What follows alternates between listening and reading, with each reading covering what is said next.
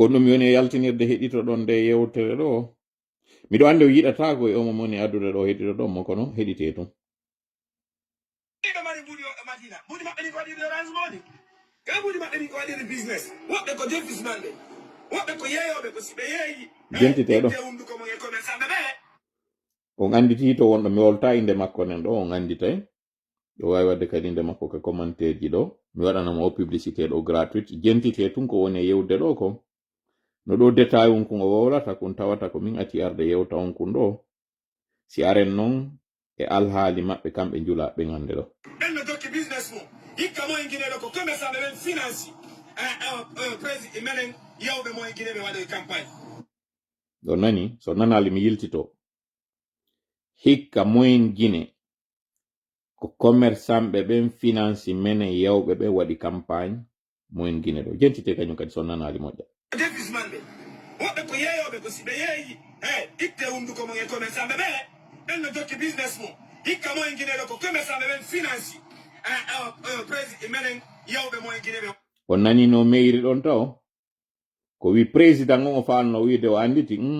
ɗum ɗon hanaka wowlede meɗen yetta wota me wowlu ɗum ɗon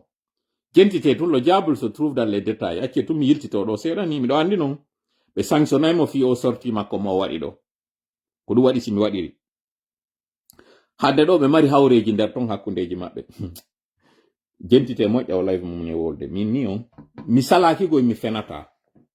kono simi fenu hara mi fenna ko information mom jonnare mi addi mi wi a on ko mi wolta kon toujours ko gonga mi faljay min kadi no andirɗon non en fop en faljay ko politique kadi wona ɗo d'accord kono jentite tun eɗi mi hawritata ɗin e muɗum watta no yila e ɗin ɗon again encore une fois jentite yewtere nde woni e wadde ɗo ndin kum parti on ɗo tun kon woni e wolde ɗo kum simi ara noon e but on kon ɗum mi waɗi simi inni on heɗito koko woni e yewde ko defis manɓe woɓɓe ko yeeyoɓe ko siɓe yeeyi itte hunduko mo e commerçant ɓe ɓen no tokki business mo hikka mo e guineɗo ko commerçant ɓe ɓen finance président menen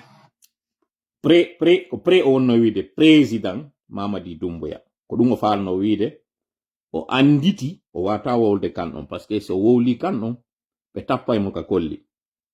o wi menen yawnoɓe ɓen fewno noon kam yeeti noon ɗo mi inni ɓe faaminande on ɓe mari kaalisi minni ko ɗum ɓe woni on e trompirde si min ari mi waɗi live min inni mbuuɗi ala yimɓe ara ka commentaire ji inna mbuuɗi ala kono cuuɗi no okkitirede mbuuɗi ala kono otoje no okkitirede mbuuɗi ala kono ɓe yaade ɓe waɗa ngo paya maɓɓe ɗo fof mi expliquani o minni ñande koko woni e wadde ɗo yaltiti yiwɗon on taway ko pootiji wiidiji CNRD saadi premier élément mo mi faala yon jentito moƴƴa yewtere nde moni on e jonnude nden ɗo senditon nde non moƴƴa nde hewta jama on faamon ko honno politique CNRD woni e faaminirde on menen koye fenande me woni kamɓe woni gonga mi yetinoke on ɗo non miɗo yiɗi ha on gon cippiro ɗon miɗi on tere moƴƴa non ngin geemi giɓe woni e wadde ɗum ko gimmi faalano e ɓe aro e muɗum par ce que hande kadi ɓe waɗa golle maɓɓe ɗen fennugol men ɗo ɓe waɗu golle maɓɓe ɗen menen non on n'a pas de bilan min tola je n'ai aucun bilan à présenter hitande lannata ɗo mi ara mi inna ko ɗum ɗo mi waɗi e nder hitande je n'ai pas ce bilan hay so woni négatif je n'ai rien à foutre je n'ai rien à perdre mi ala fus en mi ala fonctionnaire jo wonɗo lagine fewnɗo mo moni e yoɓude donc si mi ari ɗo mi wodi fenande hitande hande lanni ɗum sonjoytalan fus parce que goɗɗo aroyta nanngam mi salnu doloke on inna a feni a yoɓa aliɗa mi ala on chantier to mo tawata miɗo hippi golloɓe mum absolument rien je n'ai rien à perdre kamɓe noon bimbi weetuɗo wo heɓe mari fonctionnaire jo yoɓeteɗo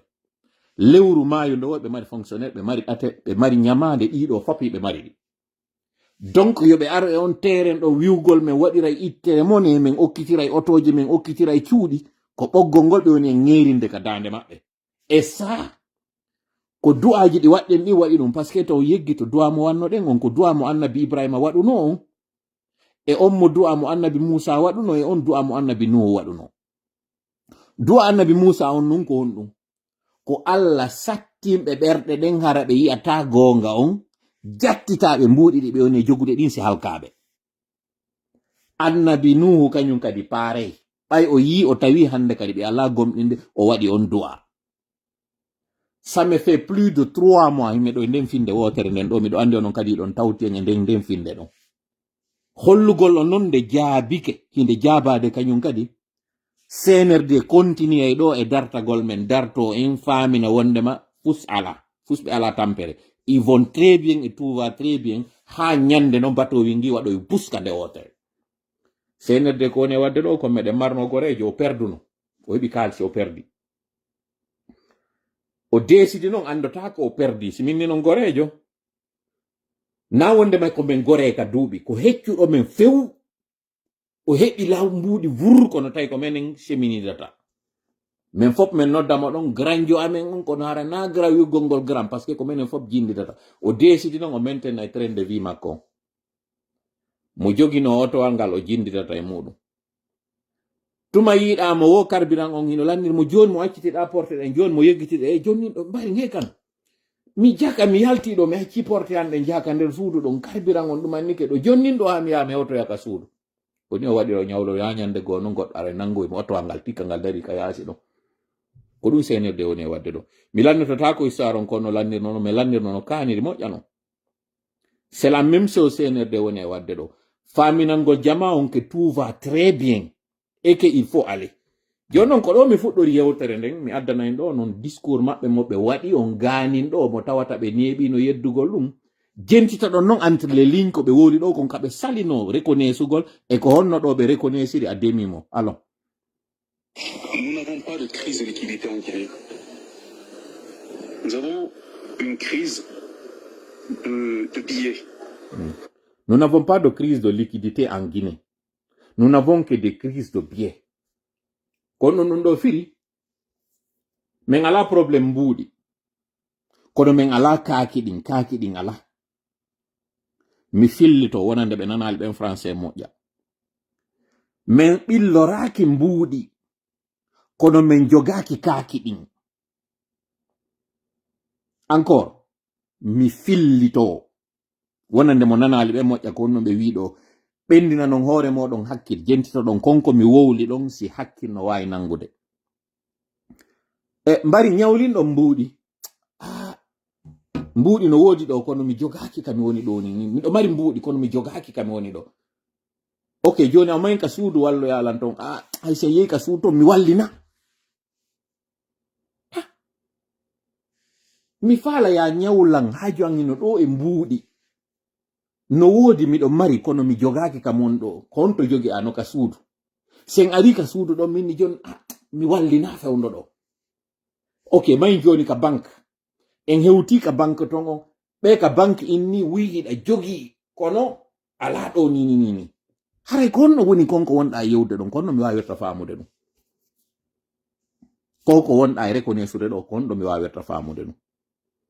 ok na ɗo tun haaɗi joni noon jentitoɗen programme mo ɓe jogi on fiyo mi hollon ɗo goɗɗum yi on noon bonki maɓɓe ki yi on noon yaakere nden hinde fatirde ka ley kono eno sortirde ka dow jentite aujourd'hui quelqu'un qui est bancarisé quelqu'un qui opère jentite taw no woni e me'irde noon jentite no woni e yewtirde noon ko yo suɓu no yewtirta noon portoɓe ɓe inni ou ce qui se conçoit bien s'annonce facilement et les mots pour le dire arrivent aisément. Msikide kono phrase o woniri. Ce qui se conçoit bien se prononce, s'annonce aisément et les mots pour s'annonce. Miegiti kono phrase en tout cas c'est quelque chose comme wo konko tawata kon hino weli faamude ariray no newri. Yaltingol ɗum ɗon non kañum kadi konguɗi ɗin ɗi ariray kañum kadi no weliri fi mettata fi sa yi goɗɗo me'i tu yewtugol goɗɗum tawi wi ko ma o ɗaɓɓito ko ma o ŋaaño ko ma o ndaara nano e ñaamo ko ma o suɓo ko honno o foofirta ko honno o yaltinirta yewtere nden sekena e gonga woni no woodi psychologue ɓe wiɓe ɓen me'oɓe ɓen ko ɓayɓe hunjaki ko ɓe woni e wolde kon o wattanila me'owo si yima o me'ata nde mo yima parce que o miijiti yewtere nden mo andi chanson on o adda mo tawa o me'ata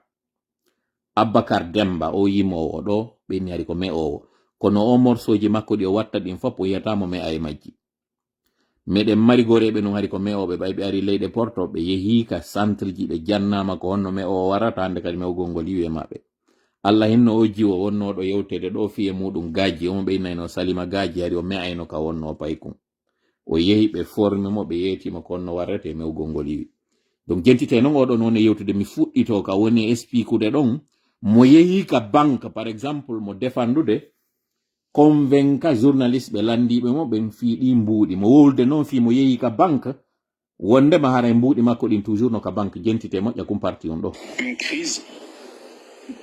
de billets. Aujourd'hui, quelqu'un qui est bancarisé, quelqu'un qui opère dans tout ce qui est dématérialisé, il n'a pas de problème. Le problème est que nous avons une trop grande utilisation de cash. Une trop grande oyni wo seede ko woni wolde kon wo marɗo hande ɗo compte wala probléme jentitede ko wowli kon wo marɗo hande ɗo wo seki wo quelqu'un qui est bancarisé ko ɗum woni taw ɗon hinaka suudu o woni marde mbuɗɗin mo mari compte bancaire woɗo ala probléme joni no waɗen ɗo pause kaw yewti ɗum ɗo en continue yewtere makko nen ɗo en arnon e programme makko aren no joni yimɓe tawɓe ɓen hiɓe mari banque ji hiɓe yaade fi hettugol mbuuɗi maɓɓe ɗin ko honɗum ɓeɗo woni en e wiwde par rapport e on crise ɗon Docteur Mourou Doré, fonctionnaire à la retraite, est présent depuis ce matin dans une banque de la place pour retirer sa pension mensuelle. Fi droit d'auteur on komi obligé wowlorgol pendant que ɓe yewtorde Il n'a pu obtenir que 2 fi millions, diliyugol soit la un peu moitié du montant. son on Selon lui, ce plafonnement serait lié à un manque de casse dans les caisses de la banque. Présentement, il y a voilà ko woni yewde ɗo ko wiyeteɗo ɗo doore ko yewta ɗo joni woni o ari ka banque fi hettugol salaire makko mbuɗi ɗo jeyɗin dey banque on inni mo watamo yoɓude few journaliste on no wiɗo wondema probléme on ko probléme manque de liquidité ono yewtuɗo nanen ɗa wo ko woni gouverneur on o wi marɗo compte hande ɗo ala probléme ɗo non joni mi ronku famude ko hombo woni famali yewterne ma ko hombo woni ala wolde gonga no wawi wonde ko mi woni famali goy kono ko wiɗo ko wondema probléme y a pas un problème ko probléme de billet wodi na probléme de liquidité en d'autres termes mbuuɗi yimɓe ɓen yahali hay nokku ko woni ɗi yi'otako hiɗi ɗon non ɗi waali ɗon o wi seede on non on wonɗo ka banque tawɗo hino waɗi mbuuɗi mum ɗin ka nder banque ton mbuuɗi ɗin no nder ton o ala probléme ce qui est vrai si hande ɗo a consulti solde maɗa on ka banque an o tawɗo ko a millionnaire jo toujours ko a millionnaire jo tawɗon ka milliardaire jo toujours ko a milliardaire jo mais attention ko jogagol peƴa ŋañora wombo jentite moƴƴa o alerte mo mi woni on e waɗande ɗo mi frena ɗo mi ƴetta hendu moƴƴa mi ƴetta élan mi yeeto on ko fokkiti kon par ce que hiɗon e nder camion wal base on ino haɓɓa CNRD no fankani on ɗon no suuɗi on ɗon no famini on tout va très bien wallahi leydi meɗen ndi yehi fayit wallahi lagine yehi fayit wallahi mi huɗito kañum kadi tammum lagine yehi fayit faalaɗo non andude moƴƴa leydi yawdi fayit ko honno wonata suite mayri on e ko honno wonata alaari mayre yehi ndaron ɗo ko honno Grèce ko honno wonirno ila fali yo union européenne on mobilise wallito Grèce no ɓe wawa immitorde ɓe gaynali yaltude an joni e probléme on lagine noon ala hande ɗo wallitotoɗo ɓe déjà taw frangine on ko lagine tu woni mi waɗa ɗo noon kadi pause ngo mi andina e mbuuɗi ɗi lagine ɗi naɓaka Sénégal ɗi naɓaka Côte d'Ivoire ɗi naɓaka Libéria sifa no tawirta noon CFA wonɗo on Sénégal no wawi ƴettede naɓe Mali wonɗo Mali no ƴette naɓe Sénégal vice versa jindaka sous région ɗon par ce que ɓeɗo ko mbuuɗi CFA ji goti ɗi woni e gollirde sabu ɗum ɗon ɓurɗo marde activité o no wawi absorbude mbuɗɗi no wawi poɗude ɗi ɓabadi sengo muɗum c'est pas le cas du franguiné franguiné o wawata ñamede sina lagine ɗon hiɗi nder ɗon hiɗi ka nder pays ɗon ɗum ɗo compose ɗon no hani ka famon ko moƴƴa si ɗi muti tun ko gotel e piiji ɗiɗi ɗi ala ɗon few ma ɗi mutinama goɗɗum e nder muɗum wonɗo wonon e mbuɗum leydi ndi yeyino fayit goy lagine yehino bankruptcy certains état failli certains pays failli jogiɗen hande ɗo ni si tawi CNRD suusal yaltugol wowtana on ɗum ande terme facile to laariɗo no yettade on ɗum ɗo hande ɗo nous sommes le 14 mars 2026 mare ɗum ɗo moƴƴa mandi to ɗon captiro moƴƴa onon captiroɓe waɗon seraɗa no mi wowlirono non e ça fait plus de 2 ans. Dites la vérité aux Guinéens, dites-leur que vous avez merdé. Mi do arde hande kadi mi artan ɓe itta kadi la même phrase mi répéta mo andunoɓe on refrain mo mi waɗno on tuma ko woni fewndo on tuma CNRD ndaruno no ɓokkitira CNRD yawno hoosoy ko woodi kon fof ka nder banque ji gollitiri ɗum ɗon annatan ɗam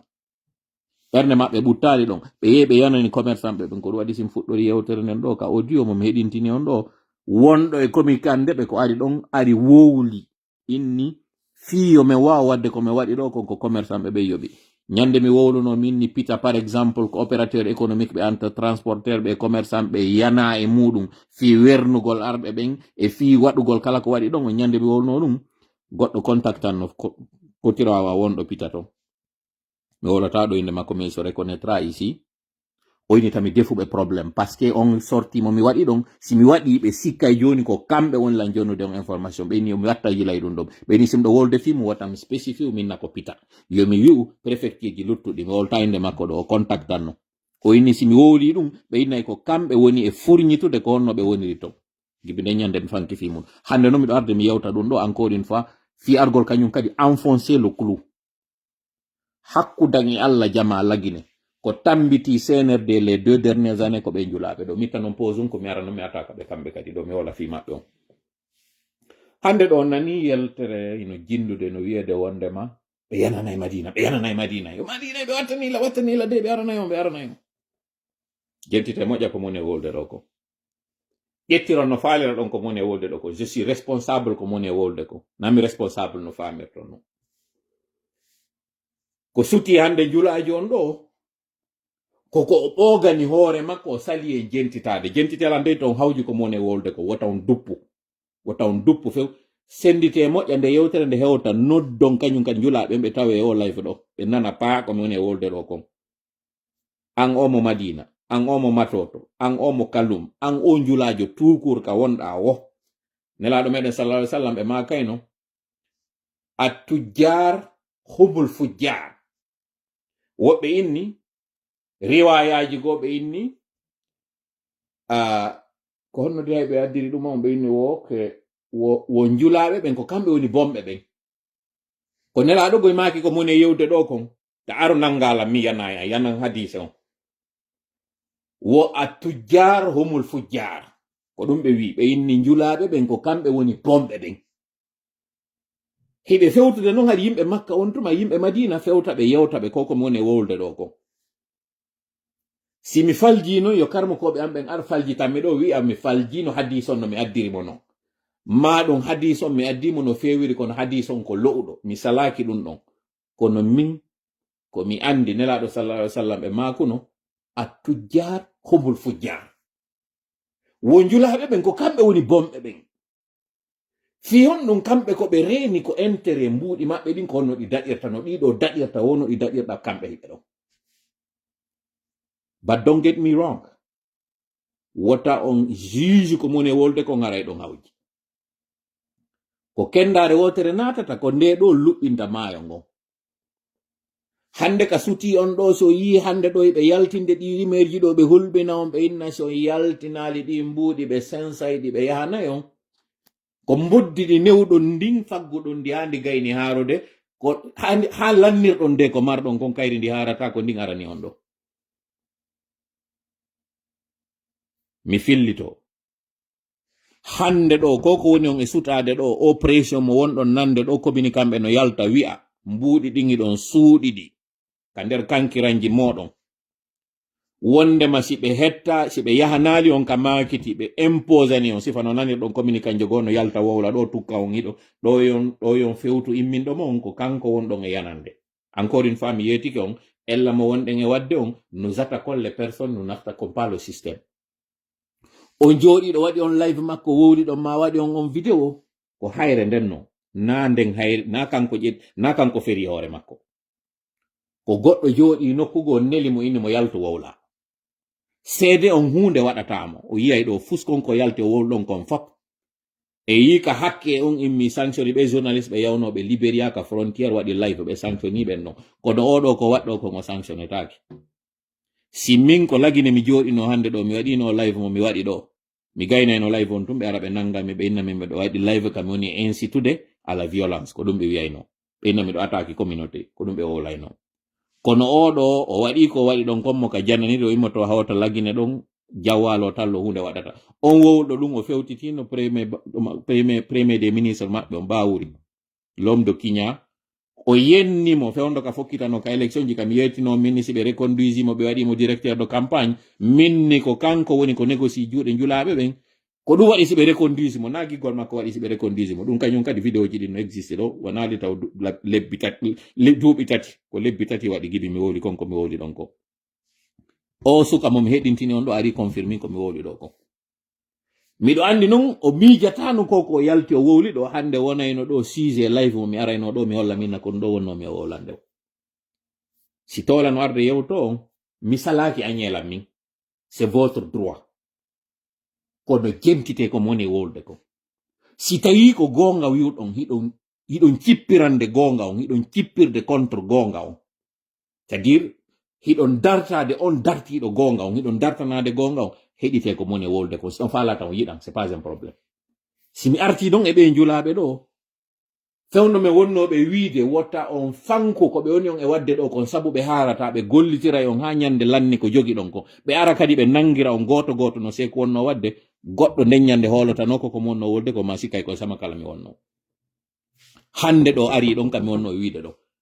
ɓe immota ko ɗo ɓe sanctiona ɓe inna julaɓe ɓen na kamɓe woni responsable wota goto wowlo on débat ɓe yaltal ɗo ɓe wowli ɗum few on yiiɗo on jindini ɗo ka jiwo yalti wi'i hino yaade ka Orange Money wi'a si o wi'ali jarama o heɓata mbuɗi on jiwo o nangaka ɗo en yiiɗo jiwoy ka nanga réseau sociaux fi koye wowli koye wowli kon fi woɓɓe no piika pi kono o jiwo ɗo ɗaɓɓitaka wi'a konko o wowli ɗon ko débat tawɗo on ko attisowo la haine contre une communauté o jiwo ɗo nangaka ɓe yaltali ɓe waɗi conférence de presse ɓe précise e makko wondema ça n'a rien à voir au problème wonɗo ɗo ko problème tawɗo ko général minen tigi meɗe mari le même problème ɓe yaltali ɓe waɗi ɗum ɗo parce que ko situation mo ɓe orchestre mo ɓe yiɗi yo yaw ɗon ko ɓe yiɗi ko hulɓingol on ɓe waɗa pression on e hoore moɗon hulon ƴetto mbuɗɗi jonnon ɓe so jondiɓe ɗin kañum kadi ɓe harata fanni manti probléme o réglaka fanni manti ɓe waɗali on basuɓe ɓe darrotako ko mon non insistirde kum parti on ɗo naafi wiwgol hande ɗo Allah batti solo on hetti ko hettuɗon ko waɗɗon ko ɗuma ko waɗɗon koko remuɗo na ɗum yoni arde ko ɗum siɓini taw hawju ko fiyo yiw faamon na kamɓe woni yiɓɓe moɗon ɓen na men woni ayɓe moɗon ɓen nde an o transporteur jo sikka ko moni e wadde ɗo comme min toola ko parce que mi ala oto wala goto on ɗo dogi lagine a falji miɗo mari siter je wonɗe dogude lagine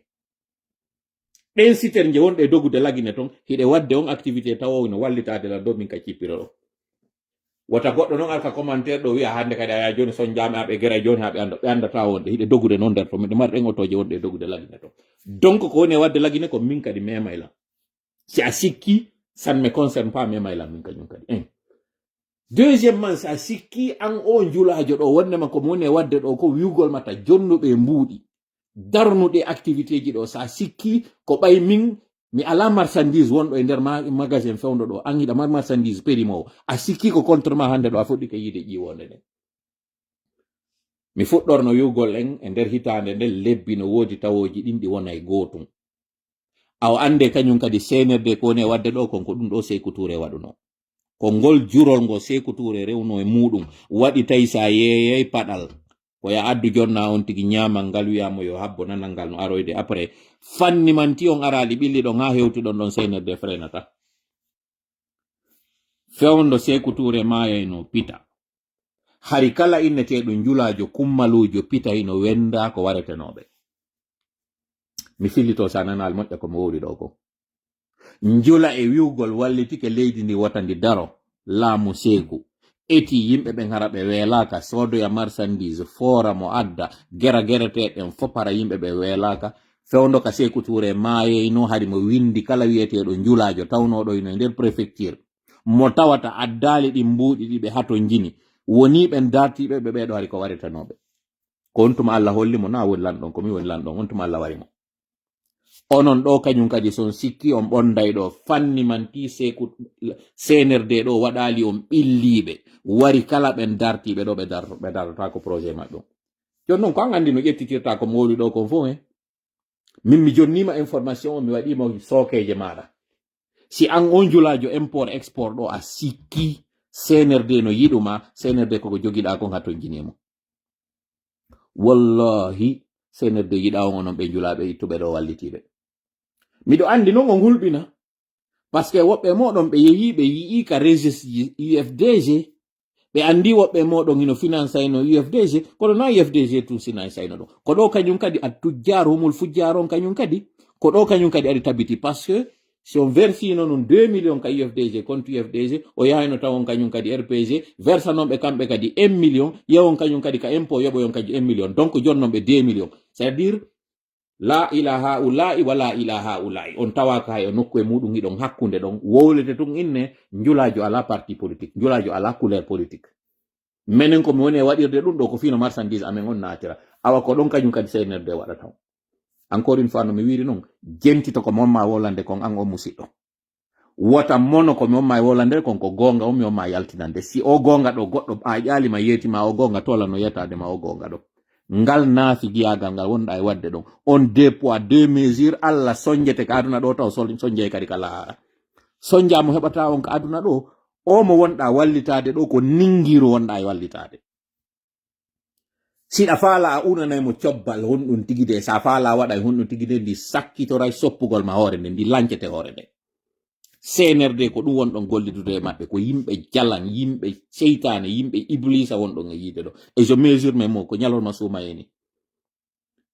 on gollidata e ɓe yaha ɓe waɗana on ko ɓe haldidi e moɗon ko on gollidata e maɓɓe par ce que hiɓe andi pouvoir politique on sikko ɓe wawmo maîtrise ugol koye waw maîtrise ude kañum kadi pouvoir économique o non pouvoir économique o waɗuɗo image waɗi photo puuto hunkun ɗo ko ɗum ɗo symbolise tigi hande ɗo ko a woni ɗi mbuɗi sa jaɓino famude ɗum ɗo anda ko a woni doole ɗin jogiiɗo pouvoir économique on ko ɗo jogi ko inte kon e anglais soft power o soft power ko tuma arɗa ɗiƴuɗa goɗɗo e nder ɓunutu waɗinɗamo konko faalaɗa kon hara on piirali ko ɗum Israel woni wadde hande ɗo o gere mo wonɗon e yiide waɗi ɗo fap sabu ɗi mbuɗi ɗi ɓe jogiiɗo ɓe aray ka maison blanche ɓe waɗina Amérique ko ɓe faala o kañum kadi yaltoyta Allah non kañum kadi waɗɗo ko faala kon ta hoji ko moni wiide kon par ce que o crise fokkitoɗo ɗo Amérique no andi no fuɗɗorimo kono ɓe andano lannirta ñande kadi fini weeti wo ko kamɓe lahata par ce que mi yeetinoke on ndeya ñande ɓeya koye ƴettu pinkawoy to so koyni taw koye ala valeur ɓe fero kunɗa ɓeeɗa ƴetta kanŋeje maɓɓe ɓurɗe hittude ɗen fiyawgol piiroya koye pinkawoy ɗo ñande fini weeti wo ɓe ɓurtay woni ɓoggol ngol ɓurtay woni ngaɗude ka dande maɓɓe mi nani ɗo kadi yimɓe no inna bon Iran no préparade yawgol attaque Amérique imara watta ɗum fiyo ɗum Iran ko guerre d'usure woni e waɗude hiɓe andi si tawi citoyen ɓe américain ɓe ɓen yo wona solidaire e makko kanko Trump koyeɓe gero hara ɓe menasali leydi makko ni c'est à dire hara ɓe waɗali o gere ɗo so wattani yila ko kala ko innete ɗaɗol mbuuɗigol ko ngol ɓe woni e memude ɓe ala memde citoyen few hande ɗo noon États-Unis alliéɓe muɗum ɓen no yaltinde discours yugol ngol Iran ino mari ngin feretengi taw ngi fiɓe ferike ngi kaɓe woni to ngi hewta e Amérique ɓe waɗata ɗum par ce que si ɓe waɗi ɗum ko civil ɓe ɓen ɓe memoyta si ɓe memi noon civil ɓe ɓen tun civil ɓe ɓen hande kadi jonna e légitimité guerre on inna hande kadi may waɗen guerre o par ce que en andi jakka koye memeteɓe hiɓe andi ɗum ils sont conscient de ça ɓe waɗata so yi kañum kadi ɗo ñande go e nder information no inne urgent wondema Iran tappiɓe ton ande ko fenade ko kamɓe ƴetti tappi à titre d'exemple yawɓe tappoye ɓen Chypre ko Chypre ka ko Grèce na fereteɗe maɓɓe yehi tappoye ton koko wonɗo yiite ɗo kañum kadi innama tanker jeyno memede ka détroit ton na kamɓe on ɗe memde ko ɓeeɗa woni e memude ɗon ɗon fiyo ɓen ɗon kañum kadi concerne e nder gueɗe o wiya way ok ɓay o memiɓe amen ɓe menen kadi men tawtay sa wawali famude ɗum ɗo an o musidɗo a wonay toujours ngal leggal gollirtegal fiyo piro waɗe again ko parenthèse mi waɗi ɗo mi arta kañum kadi kala guino o gere mo wonɗen e waɗude ɗo e laggine fi on faamo mo moƴƴa on yahay kañum kadi ka plan international yi on o gere IG mo wonɗen e waddude e maɓɓe ɗo ni ko enen jogi capacité on en ɗeɗɗinoɓe ha ɓe jiccike ka leydi sa andi hoorema no tawirta ɓe juif ɓe ɗo andi valeur muɗum on ko kamɓe hande ɗo décidata ko hombo laamoto ko homɓe follete andu laggine kañum kadi ko a woni o juif jo ay différence mi eɓɓinirama e maɓɓe fii ko ɓe woni e wadde ko mi eɓɓinirte e maɓɓe woni fii no ɓe woni e waɗirde noon si a wawi faamude jogiiɗo ɗi mbuuɗi ɗo ko o décidata no leydi yarata a faami ɗum a andi no ɓeeɗo leydi maɓɓe ndin c'est même pas superficie maɓɓe ko ngaymomandoni hare ɓe ala e superficie ɓe ala no ɓe existano few mi waɗa ɗo noon parenthèse go kañum kadi mi andina ɓe wonɓe piirude hande ɗo fi nden nokkure miɗo andi no woɓɓe yiɗatago mon e wolde ɗo ko nden nokkure Palestine nden ɗon ko nokkure nde tawata ko alyahudinka ɓen jeyde gibi ka annabi ibrahima senduno ɓe ngure muɗum nden ƴetti nenirawo goo naɓi mo makka on ɗo woni kala ko wiyete nene arabu o acci nenirawo goo ɗon ka binde suudu allah hormortendo ɗon jérusalem ɗon on ɗon kañum kadi woni nene kala ko wiyete juif mais attention nden sendore nde annabi ibrahima waɗuno ɗum ɓen tawnoɓe ko ɓen jibinanɓe ɓen ɗon on ko ɓe woni ɓe palestinien ɓe wonɗa yiide ɗo hande nanduɓe maɓɓe ɓeɓe wonɗon e yiide no waɗa o gere ɗo hande no landito nden nokkure ɗon ko iwruɓe Europe tawnoɓe ko entre hongrowaɓe hakkunde ɓen tawɓe koɓe caucasien ɓe en fait fiyon faamu moƴƴa hinaɓe woni tigi ɓen tawɓe ɓen ko ndin leydi woni ko waɗanaɓe kamɓe on précision ɗon buy alamo wowlude fi muɗum mais ça c'est une vérité mo tawata welata do paale e d'autre arabujo on ko sengo saudi kanko o hani wonirde jeyɓe ɓen sengo palestine on ɗon ko juif ɓe ɓen yiɗata on welata woɓɓe ko moni e wolde ɗo ko kono ɓen juif ɓe wonɓe ɗon ko ɓen wona raɗede hande ɗo ni no wowla ɗon arabu no raɗede ka leydi maɓɓe ɓe tawata hino wi'i ko iwdi ndi woni ɗon ko ɓe woni arde ɗo yaltina ɓe wonɓe ko ɗon c'est complexe on wawa famude ɗum ɓen wonɓe wadde on gere bonna ɗo hande ko ɓen woni tawnoɓe ɓen yaltinanoma ɗo yehino kañum suɓoyike nokkugo ɓen ɓe tawata sofay tum ɓe yaha nokkugo ɓe yiɗande nokkure ko ɓe woni artude hande ɗo ina hetta e nokkure nde kum parti un ɗo sa wawali famude kum kamɓe tigi kufunoy koy hiɓe andi o gonga ɗo seede muɗum sa wowliɓe innete kamɓe leñol maɓɓe ngol e diina maɓɓe kan no jogodiri kono sa landike ɓe ko ɓe wi'atama goɗɗo go waɗata diina ka nder nokkure ɗon mo tawata ina diina maɓɓe kan ko ɗum waɗi si wonde ɓe yanana chrétien ɓe wonde ne ɓe yanana musulman ɓe alors que ndo nden nokkure ɗon ino andini nden juurete ɗon ko fiiɗin diinaji ɗon tatino nden woniri fiwo si ɓini noon diinaji ɗin tatine don't get me wrong fewndo annabi ibrahima ɓay annabi ibrahima feƴƴi o waɗuno flambeau o jonni on hikkoyow ɗon ini kon ɗon kañum kadi jokkoton toujours ko islam on continue fewndo annabi ibrahima nden nokkure ɗo woni nden juulede hormortede fewndo annabi isa nden kañum kadi woni nden nokkure hormortede fewndo annabi sulaymana fewndo annabi dawuda nden woni fayi nden nokkure hormortede fewndo nelaɗo kañum kadi fewndo fuɗɗe juulde pet ko ɗon fewtaynoɗe donc ɓeɗo annabaɓe fof ko wiya nden nokkure ɗon hiɗon kafinde fama ɗum ɗon moƴƴa si a faami ɗum ɗon mi arta noon e kum précision kun tawata ɓen tawɓe hino arde hande ɗo waɗa gere ko ɓen tawno ɓen ɓay gere ɗimmo waɗiɓe wiɓe faala artude ka leydi maɓɓe ɓen no ɓe woni artirde ɗon noon hino tawa e maɓɓe tawɓe dinenaka fes ala dina fus ɓe jokkata fus ɓe watta gere par ce que kamɓe on tigi ɓe waɗata gere aseɓe hiɗen andi ñande yusha waɗno gere on ha juma on naati tawi weetay bimbi wona aseɓe on ɓe waɗano gere ndaare noon fuɗɗode o gere ɗo ko jour hommo ɓe ɓe lanci mo fiyo yu moƴƴe andon hina dina kamɓe woni défendude en tant que tel kamɓe tigi ɓe yaltino e ka diina kam wiɓe ko ɓe waɗata ko hino anda kañum ka ndu lewru suumayeɗo gere waɗetake e mayro ɓe andi kamɓe tagi fi ɗum ɗon o wondema ɓe waɗata ɓe hanano waɗugol gere e mayro ɗo yanana ɓe julɓe ɗo fewno kaɓe hoori ɗo malgré ça anyway ɓe waɗi ko watte ko ɗum ɗo fof ko parenthèse ji tumi woni e wadde hollugol on complexité ko woni e waɗude ɗo ko sa wawal noon famude ɗum ɗo a wonay toujours ngal diral gollitirtengal bref arten min joni e yewtere meɗen nden pendant que live on heeɓi ɗo 1h05 minutes ɓe waɗi réunion ji ɗiɗi ɗi mi faala yon andu fi muɗum mi jonnata détail ji réunion ji ɗi ha ando ko mbone jonnude lan information encore une fois no mi wiɗino réunion civile waɗi réunion militaire waɗama réunion civile on ko njulaɓe ɓen fewti e banque ji ɗin inna yo ɓe wakkilo ɓe ndaara ko honno ɓe wawirta convaincude ɗi banque ji ɗo ɗi wawa kalmude épargnamɓe ɓen adduɓe ɓen mbuuɗi jonni ɓe ko honno ɓe wawirta ɓe kalmude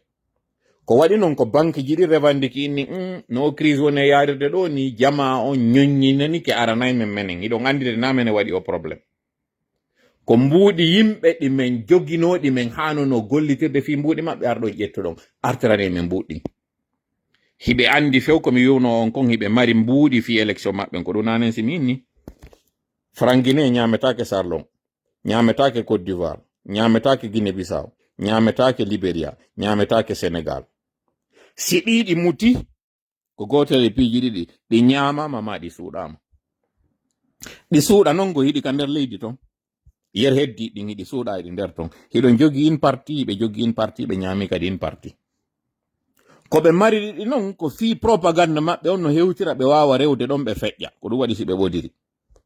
ko ɓe mari ɗiɗi ko fi si tawi ngaɗi net no ɓe wawa yoɓirde fonctionnaire ko ɓe mari ɗiɗi ko fi no ɓe yaha ɓe waɗira guere en d'autres termes ko ɓe mari ɗiɗi ko fi haaju maɓɓe ko mbuuɗi mon noon koy kono noon andi joni si jooɗoto ɗon fanko accida ɓe mbuuɗi moɗon nde ɓe yiltoɓe piira on ɗi ma ɓe piya on fi majji ɗum ɗon ko onon andi hande kadi so jaɓay ɗum min noon tola mi wi ça ne passera pas ça ne marchera pas c'est inacceptable mi wawra cette partie là en français concernant cette crise de liquidité j'invite ceux qui vont couper les portions de mon live pour que ce que je donnerai là comme message soit accessible à tout le monde. En 2023, il y a eu cette histoire de réquisition d'argent, réquisition des banques. Cette fameuse histoire de 600 millions, si je ne m'abuse, ou 500 millions. À l'époque, le CNRD avait réclamé comme une sorte de rançon à la communauté internationale une facture de 600 millions pour organiser les élections. Et ce fut d'ailleurs leur argument pour ne pas aller aux élections avant la fin du délai de la transition accordé entre la Guinée ou convenu entre la Guinée et la CEDEAO. Quand ils sont allés faire cette réquisition, ils avaient dit que la raison principale c'était pour attaquer des chantiers, des priorités, pour faire des infrastructures. C'était ça l'argument. Mais attention, au même moment, on nous disait qu'il y avait un forum à Dubaï où on allait pour mobiliser 7 milliards. 7 milliards, c'est combien en termes de dollars? C'est beaucoup d'argent.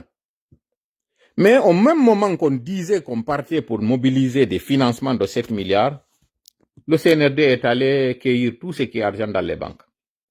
Ils sont allés ramasser des fonds qu'on appelle des réserves obligataires, certains disent obligatoires, je ne sais pas quelle est l'expression, je ne suis pas un économiste, un spécialiste, mais toujours est-il qu'on n'a pas besoin d'avoir un doctorat en économie pour comprendre que cette réquisition des banques était un moyen de fermer ou de boucher les trous béants ouverts par le CNRD du fait de la corruption qu'il faisait. Pour la petite histoire, ce qui avait fait que les radios ont été fermées, c'est parce que les radios parlaient de 3 choses. La première, les radios parlaient de ces passages de contrats de gré à gré, cette surfacturation que le CNRD était en train de faire. Lorsque les médias à l'époque, à l'occurrence le Film FM, Adafo et Dioma, lorsqu'ils étaient en train de parler de cela, on avait invité un moine de venir s'expliquer. La rénovation de sa résidence avait coûté un montant très faramineux. Ils avaient banalisé à l'époque, disant que c'était leur droit, que c'était pas quelque chose de grave, ça se passe partout dans le monde, et donc ils ont dépassé les budgets, ils sont allés dans des malversations financières qui ne disaient pas leur nom. Mais puisque l'État a des charges, a aussi des devoirs et des obligations, des droits et des devoirs, mais plus des devoirs vis-à-vis de ses partenaires, un trou béant s'est ouvert. Le CNRD, pour combler ce trou et pour aussi rester longtemps dans la transition pour la prolonger d'une année, ont décidé d'aller faire cette réquisition. Dieu ne dort pas, c'est un adage qu'on dit. Après cette réquisition, il y a eu cette histoire d'incendie que eux aussi ils ont créé. Parce que jusqu'ici, non seulement le peuple de Guinée n'a pas une explication sur l'origine de l'incendie, il n'y a pas eu de responsabilité qui a été située, Mais jusqu'à présent, on ne nous dit pas où nous sommes situés sur la reconstruction et le dédommagement des victimes. Vous connaissez l'histoire, ce qui s'était passé à l'époque. L'argent qui avait été réquisitionné, qui devait servir à boucher les trous, qu'ils ont prétendu que c'est une façon de venir subvenir à nos besoins, donc attaquer les infrastructures, donc les routes, les hôpitaux, les ambulances et tout. Le CNRD a utilisé une partie de cet argent pour aller ajouter à leur propagande, mais aussi aller acheter des équipements pour mater la population parce qu'ils avaient déjà leur projet, qui était celui de confisquer le pouvoir. Ça, c'était juste une sorte de bref historique que je suis en train de vous faire pour que vous compreniez ce qui s'est passé. Le deuxième sujet qu'attaquaient les médias, c'était de parler de cette éventuelle candidature de Mamadi Doumbouya. Le troisième sujet, c'était ces violations de droits de l'homme, les arrestations arbitraires, les kidnappings, les disparitions forcées. Voilà les trois sujets que ces médias étaient en train de toucher et cela ne plaisait pas au CNRD. Le CNRD ayant décidé d'instaurer une dictature qui ne dit pas son nom et de bafouer les droits de l'homme, ont décidé de fermer ces médias, ce qui a été encore un autre pas vers la confiscation du pouvoir et vers les atteintes de droits de l'homme. Ça, c'est juste l'historique que nous sommes en train de continuer de faire. Nous étions en 2023, 2024 est venu, l'année à laquelle devait s'arrêter cette transition, le CNRD ne l'a pas fait. Au contraire, le CNRD a augmenté dans sa répression contre les opposants, contre tout ce qui était voix dissonante, et entre-temps, l'économie de la Guinée était en train de mourir à petit feu. Nous sommes en 2025. Le CNRD n'a toujours pas payé sa dette, a continué dans sa forfaiture, a continué dans son achat de conscience. Le peu d'argent qu'ils ont eu, parce qu'ils ont entre-temps retardé la montre jusqu'à lancer ce projet Simandou, où ils ont encore fait ce lancement à tambour et à trompette et à coup de communication, où ils ont fait croire à tout le monde que tout va bien. Et aujourd'hui, nous sommes là. Première année après le lancement de ce projet, un pays qu'on dit qu'il a le plus grand, le méga projet du monde, il n'y a pas de liquidité. Où est passé l'argent? Le message qu'il faut donner aux Guinéens, c'est que c'est votre argent. Nous nous rappelons très bien du passage d'un journaliste, même si aujourd'hui il a changé de camp, il est allé du côté du CNRD, Abakar Diallo, qui avait posé la question à l'époque, lorsque certains moines étaient venus à leur antenne pour expliquer le bien fondé du projet et rassurer. Nous nous rappelons très bien de cette question, il avait dit, est-ce que vous avez expliqué aux épargnants les conséquences ou les impacts de cette opération, que vous dites que c'est une opération normale, ce qui est vrai, c'est une opération, ça se fait dans les pays où, quand on a fait des prêts, et là encore, il faut faire une autre pause, c'est que le CNRD a fait d'abord comment ça s'appelle ça, des bons de trésor. Ils ont fait aussi tout ce que vous avez, comment ils appellent ça, les opérations où ils font j'ai oublié les termes en ce moment, là, les termes m'échappent, mais en tout cas, c'était pour avoir de l'argent auprès de financiers ordinaires, comme vous et moi. Ils avaient fait à l'époque des bons de trésor, je ne sais pas comment ça s'appelle, là, je suis en train de perdre un peu les expressions à l'époque, comment ça s'appelait. En tout cas, il y avait un à courte échéance, le deuxième était à plus longue échéance. C'est après avoir épuisé toutes ces options, toutes ces possibilités d'avoir de l'argent que le CNRD a décidé d'aller réquisitionner. Tout cela, c'est pour vous dire combien de fois, depuis combien de temps le CNRD était en train des emprunts obligataires. Voilà, c'est pas ça, mais il y a une autre expression. C'était c'est quand ils avaient vendu le garage gouvernement, ils ont fait une opération qui consistait à vendre, c'est des bons de trésor, c'est ça s'appelle des bons de trésor. Je pense pas si je me suis trompé, mais en tout cas, c'est pour vous dire combien de fois ce trou béant, depuis quand le CNRD était en train de le creuser, depuis quand la plaie était en train d'être entretenue et qu'elle était en train de pourrir. Donc, ne soyez pas étonnés aujourd'hui que nous soyons dans cette situation aujourd'hui. C'est pas un étonnement. Ce qui est étonnant, c'est que vous soyez étonnés de voir que nous sommes dans cette situation aujourd'hui. C'est ce qui est étonnant.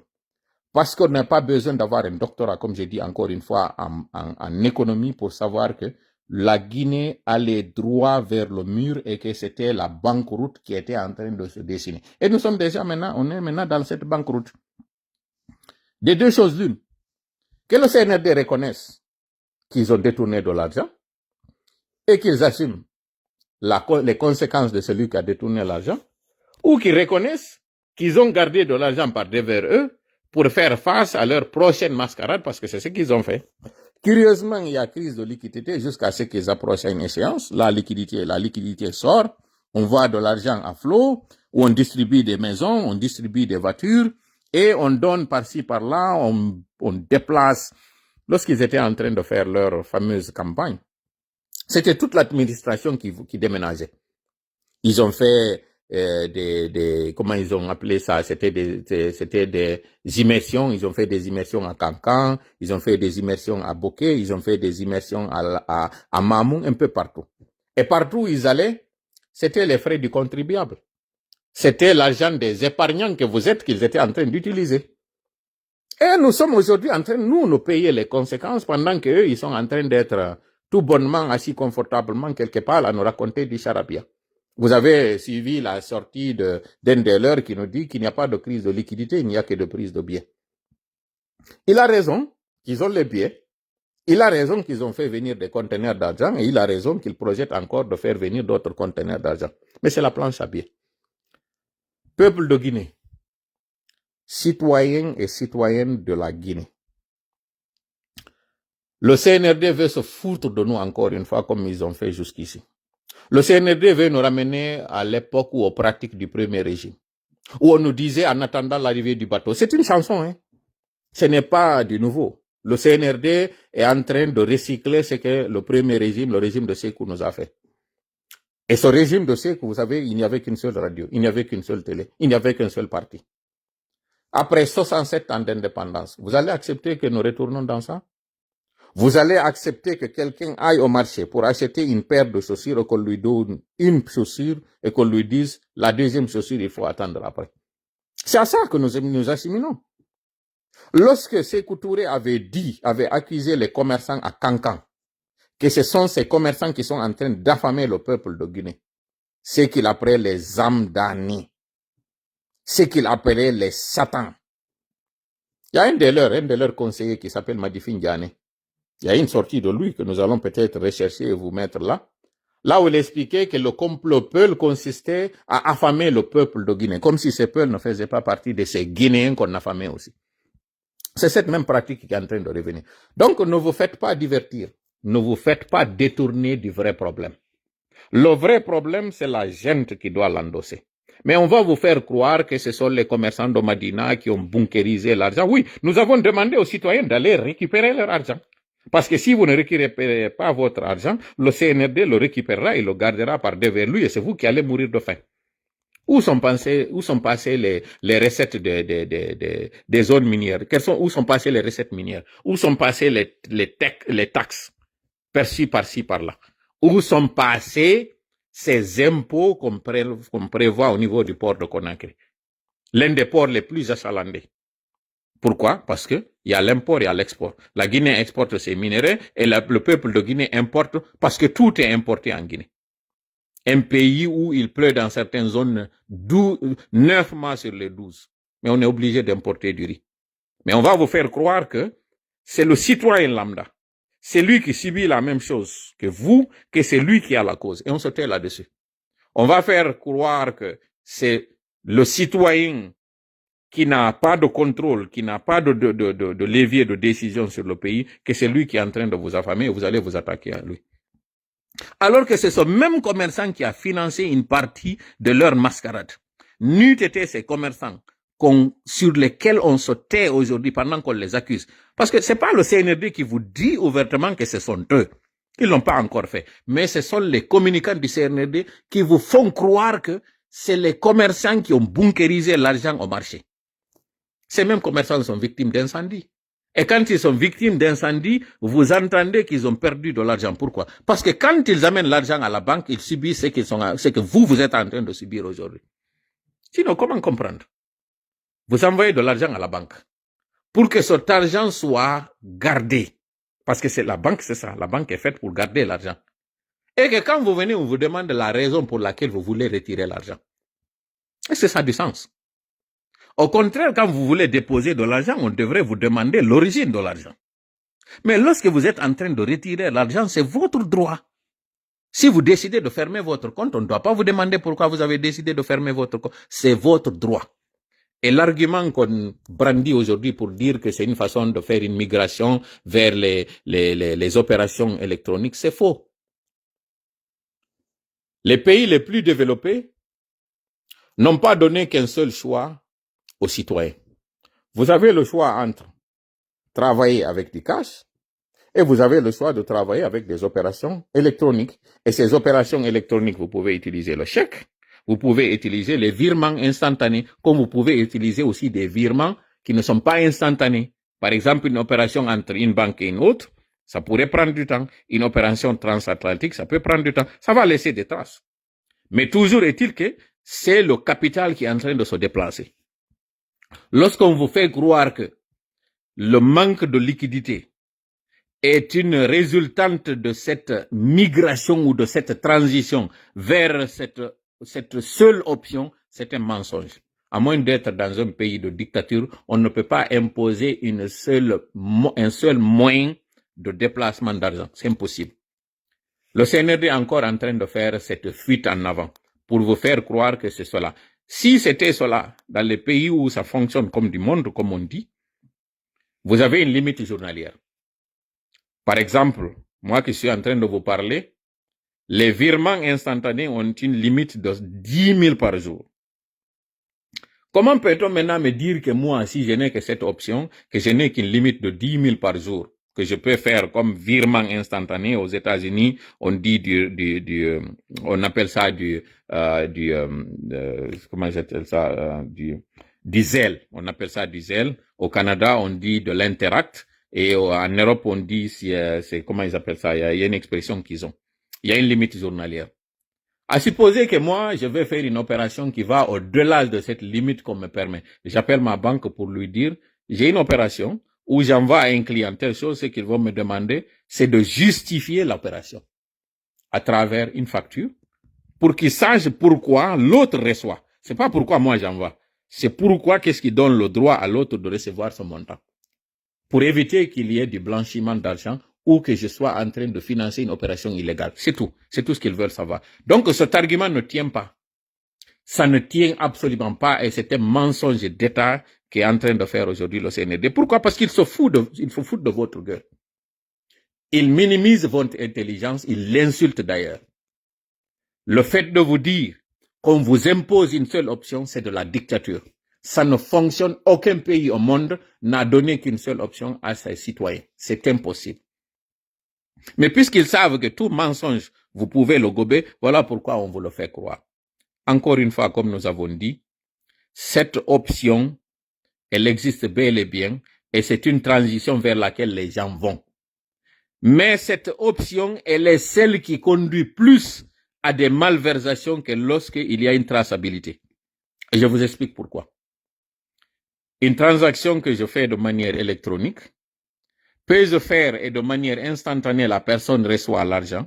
La justification ne viendra qu'après. Alors que si je suis en train de faire un retrait énorme et que je suis en train de vouloir faire ce retrait, automatiquement la banque a la possibilité de signaler cette opération que je suis en train de faire, plus que si j'avais fait un virement, par exemple, je vais faire la publicité à Orange Money. Si je fais un virement à quelqu'un via un numéro Orange Money, il n'y a que ce numéro qui est identifiable, mais pas moi. Je peux être à un endroit, retirer cet argent ou faire le dispensing de cet argent plus facilement et donc conduire à des malversations plus faciles que si c'était moi qui suis allé retirer l'argent pour aller le donner à quelqu'un. C'est difficile pour vous de comprendre ici, mais je vous dis que cette opération n'est pas gage d'une transparence et ça n'évite pas du tout les malversations financières. C'est absolument faux. Parce que comme j'ai dit, son opération, c'est l'instantanéité. Et cette instantanéité fait que dès que j'envoie l'argent et que l'autre reçoit l'argent, automatiquement la personne peut retirer l'argent et aller faire ce qu'elle veut faire, bien ou mauvais, mais elle va le faire facilement. Donc, ce n'est pas une façon d'éviter qu'il y ait de malversation. Ça n'a aucune espèce de sens. Mais après, pour là, CNRD fait un katawata live on hebido 1h25 minutes, 5 minutes, j'ai dit, donc on ne marque comme hier. jango mi ara mi labbina en do moƴƴa affaire ko woni feƴƴude ko Liberia parce que Liberia do kanyum kadi CNRD no fokkintini don goddum on foppo yiido gere wadu don hakkunde mabbe mi signala do non e yii ka fuddode le yontere men kanene ministre Tibou Camara hetti mi commentali film on n'a pas partagé pourquoi parce que comme j'ai dit mi wolanta on goddo mi yiltito mi wada contraire mudum mi anda circonstance dum be hettori non mi weltike ko tawata be hettike kon kambe jiwo mabbe on kono gibi yimbe fuddi mutude hetto ko be do taw hebiden Sek Sako na makande on Abdul Sako e yino hettori non ko yewti en kon yi kanyum kadi Maître Traoré kanyum kadi no hettori non dido fop e yidi ko nadu woni important ko fala yaltitide kon do e ko fetti kon kadi ene Tibou mi yeti kon ko mi woni prochain ka liste mi wowlirali non fi yo goddo mapo few encore une fois no mi wiri en non ko mi responsable ko mone wadde ko e hande do min tigi simi muti goddo wadi lan do wata on haaje few continue liton wata yaw e on teren don komantugol ko wadi parce que ko ngol don forowol banana CNRD falno en jonnude nde yontere do heben ko yewte goddo o laali fi mon sana paite commenter ko wadi simin en nde yontere do nde feƴƴi e yaali ka tere mabbe min ko mone préparande on do ko yontere wonde arde den parce que CNRD sebi do jonte tati dibe na balen e tere mabbe on hande kadi haray wurere mabbe ndemde boni kata baro mabbe ndube wadi ndum kuyeru mabbe ndube moƴƴini dum se wawi be dartade do jonte tati be nabalen e tere mabbe ngara en wawi be nani har no yeta de réunion ji be wadi de réunion mo be wadi réunion civil on ko banque ji din contact be wi min huli jama on fuddike wadde mobilisation ka réseaux sociaux ji frustration on hewtino kugo me wawata continuer hande kadi ngi koleri do artire mbudi din so ngaddali mbudi men sonjoto walle men heba mbudi ko do wadi so yalto yewtinde yewtere do inni ko mois d'août mbudi arata do non e mois d'août piji buyino wodi entre temps wana don mois de mai do be fokkintini ka be fokkintini ko banque ji non ko wiibe repousser on mascarade mo ebbudon do parce que mbudi ala nattire yeso dimbudi di mardon don bay meden andi do mardi ka banque centrale addon di jonno me wawa jonnude yimbe ben sina dum be yanana men donc on andi musi ka memuden do on andi hebi pression e mabbe CNRD wiibe wata wadde dum sina repousse ko information mi woni on e jonnude do hibe yewtude fewn do ni éventualité repousse gol dum no fino be wawa repousse de dum non ko maabe créer tension ji koko on don e yide do no feƴƴude Liberia ko une pierre trois ko CNRD fokkintini don CNRD no fala mobiliser de ko don deuxième réunion on no wadi kambe soribe ben CNRD fala mobiliser de peuple de Guinée on wi'a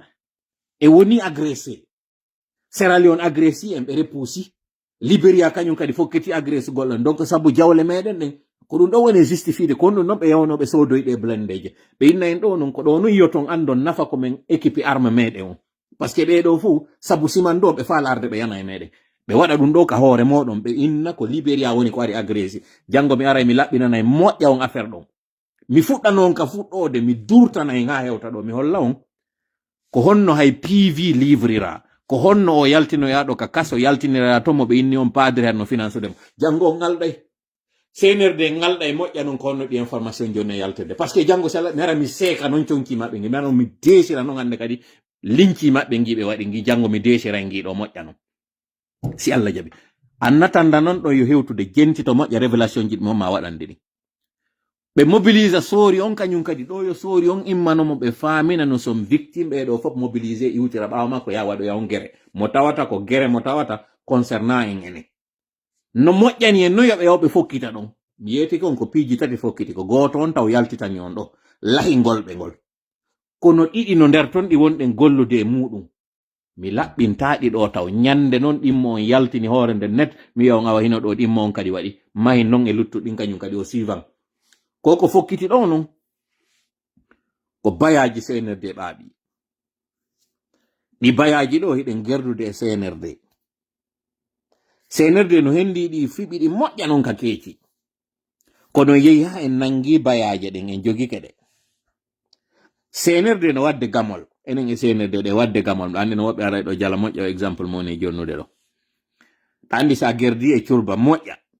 o nima ko ya limude bayaje ko be wada non ko ngara non be ko tuma limudaade haadi timmi siko falɗa kon waɗa ara non hendoɗa ɗen bayaje ɗon gera ha ɓatodiramo ɗon ay makko ha hendoɗa ɗen bayaje jogoɗaɗe ka jogiɗaɗe ɗon no ndara ko honno gerirta hiilamo ɗon ɗo yewtude wippitoɗaɗe nde wotere waɗa pasta ƴaɗe ɗe taƴi ɗon no ɗe fuɗɗa sarkade ko ɗon wonɗen yawde nyande ɗo non poɗuɗe woɗen caka ni en hendike seeɗaje fala non hendade ɗe fap nyande jogiɗen ɗe fap fuɗɗiɗen poɗude ko ɗo wonɗen sen pooɗiɗe ɗo ɗi waɗo e pas no yirto noon no ɗe koɗe ɗen sakorta ɗon no ɗe yanirta noon burdu ko noon 2 et 3 waɗirta ko en on wonɗen hiɗen nangude ɗe ɗo ni doy ɗe fap wotere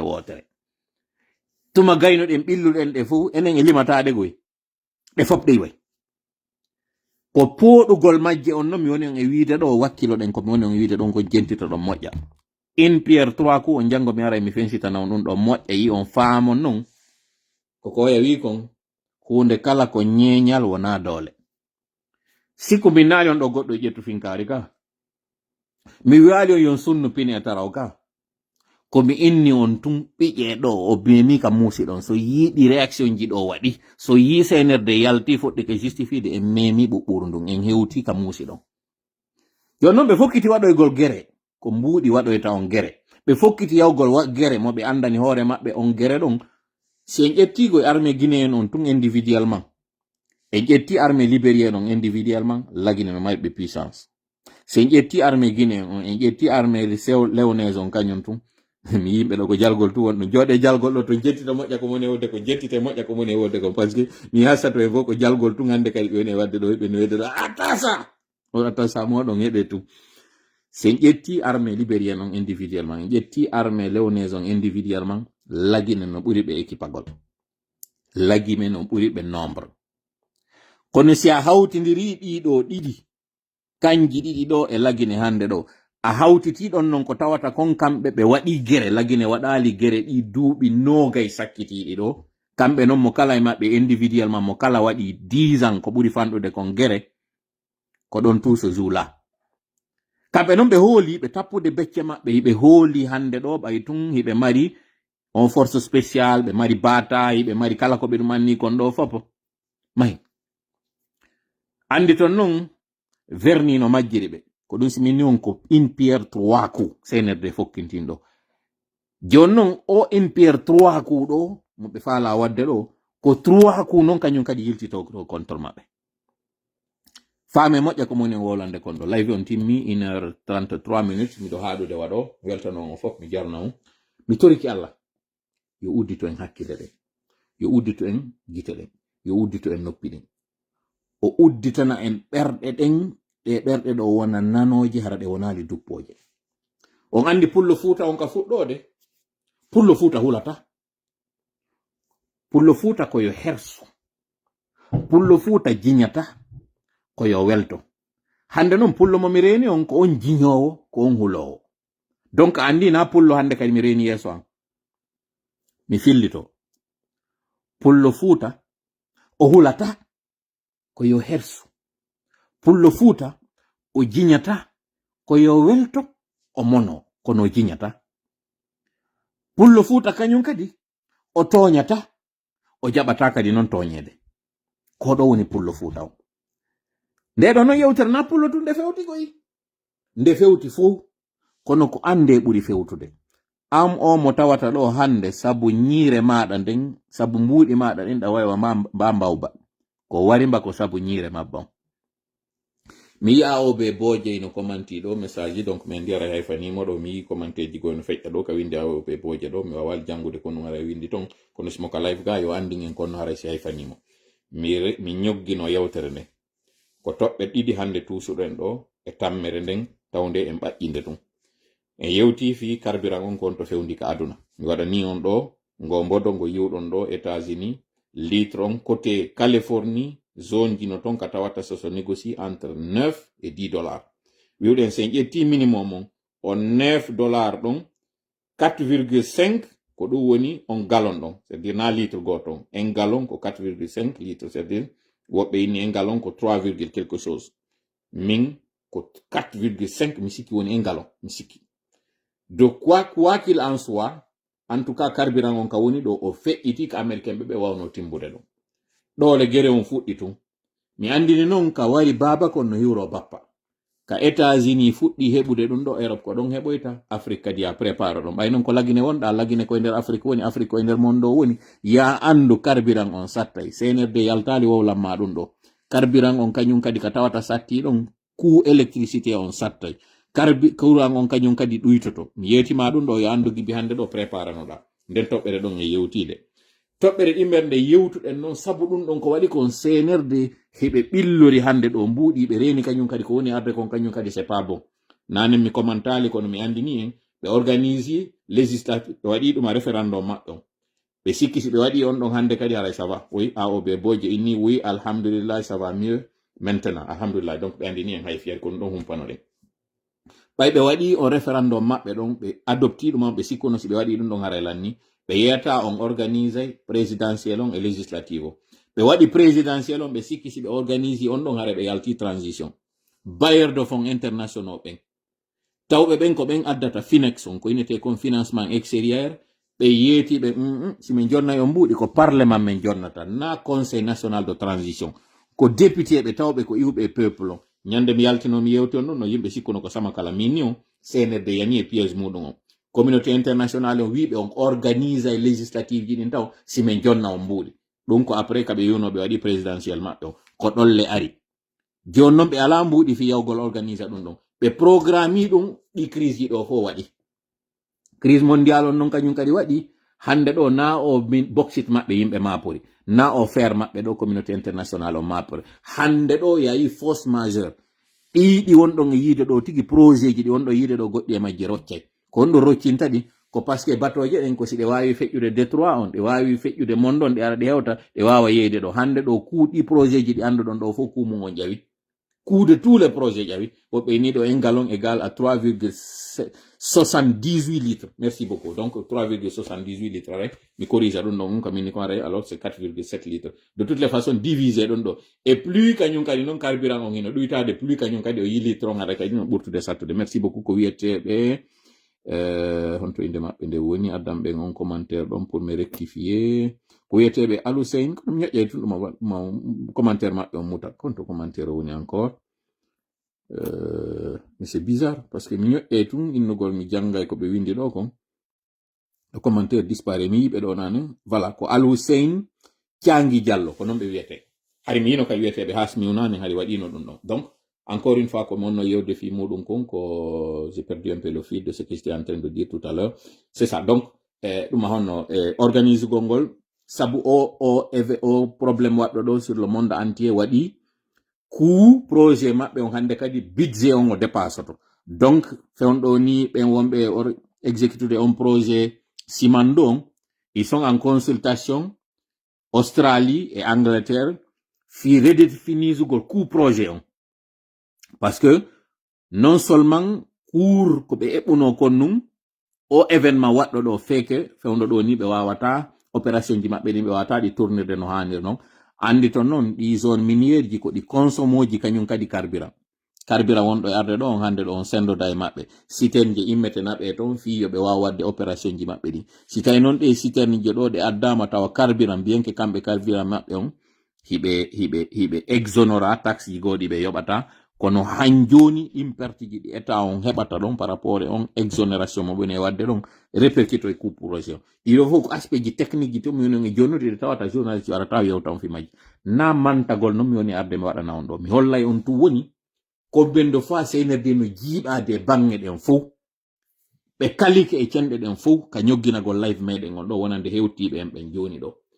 wota ɓe faminan on ɗo noon ɓe hulɓina on ɓe inna on madina hino yahede sunne yo yalti mbuɗi moɗon ko ɓe inni yahi retira mbuɗi moɗon ɗin ka banque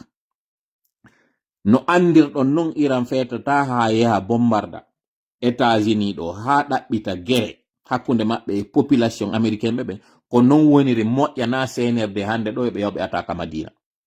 famon ɗum ɗon moƴƴa kala faminanno on ɗo waɗi ngin pression wiye hoore moɗon ɗo wi'i si mbuɗi ɗin on yaltinaji ɗi ɓe sensay ɗi on acciteɓe ɓe sensay si ɓe famina koko ɓe ɓuno ni ɓigoy si ɓe famina ni on ɗo kañum kadi wondema ɓe yahanayi ɗi woni ka mbuɗi ɗin ka walni ɗon ɗi ka magazine ji ko hendi ɗo wo senseɗi waɗon ɗi devise yaye yaltinoyo mbuuɗi moɗon ɗin si tawi ɓe hulɓiniri on sensugol mbuɗɗin yaye senson ɗi waɗon devise son sensiɗi on waɗiɗi devise vous n'avez aucun problème ko jogagol hande foron guine en on ɗo ko ɗum ɗon marɗon probléme je répète encore une fois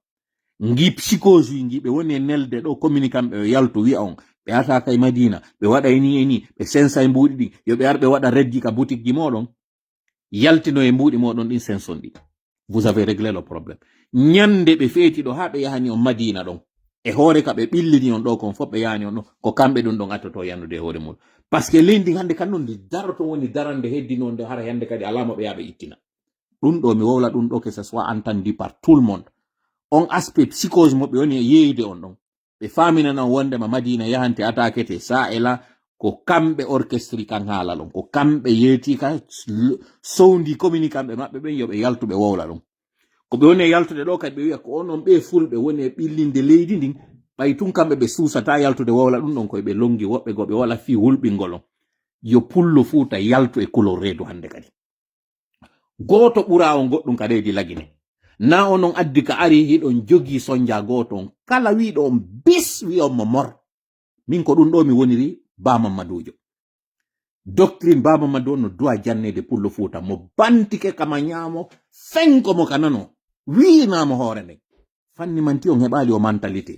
si woni ñene onon ko yon dogo woni onon ko raƴeteɓe ko yon dogoɓe tun ko on dogo o wonay ɗin caapali hande kadi caapin sasinteɗi kadi hammiri o on wona yoruɓe yitere suusuɓe reedu wota gooto hulɓin on ɗiɗi e tati a wowlay to ɓeyda koyne mari ka bonata siko gimmantalité wi jogiɗa an ko an tu mari ka bonata ko an woni bonɗon taw ko an kadi ɓe arata ɓe ato bonnude on ala citoyen jo hande wonɗo lagine ɗo mo tawata ala ka bonata wota hundu fees wota gooto hulɓin on onon ɗo e sifiyo gooto communique on gooto yaltu wowla mo fopare on nangi huɗugol onon ko hondetuma yaltoton e o couleur reedu ka wonɗon ko hondetuma iwoton ka tawata onon hiɗon hulɓini tun ɗon hulɓini tun hiɗon hulani jawdi mon ndi on daɗata acce o ɗuma ko wonɗon e soñjude ɗo noon ko onon jogi économie leydi ko onon jogi pouvoir leydi ko onon jogi ka woni kon fop ɓe faminanayi onon na onon jogi tori kala woni ballo men allahma min hawrende e sawabu allahma min en jonnidiri rendez-vous janngo mi expliquanayi on kon woni desuji o probléme wonɗon entre Laguine e Libéria entre Laguine e Sierra Leone en d'autres termes ko on ɗo woni ko CNRD huuli kaɓe fokkiti ɗo ko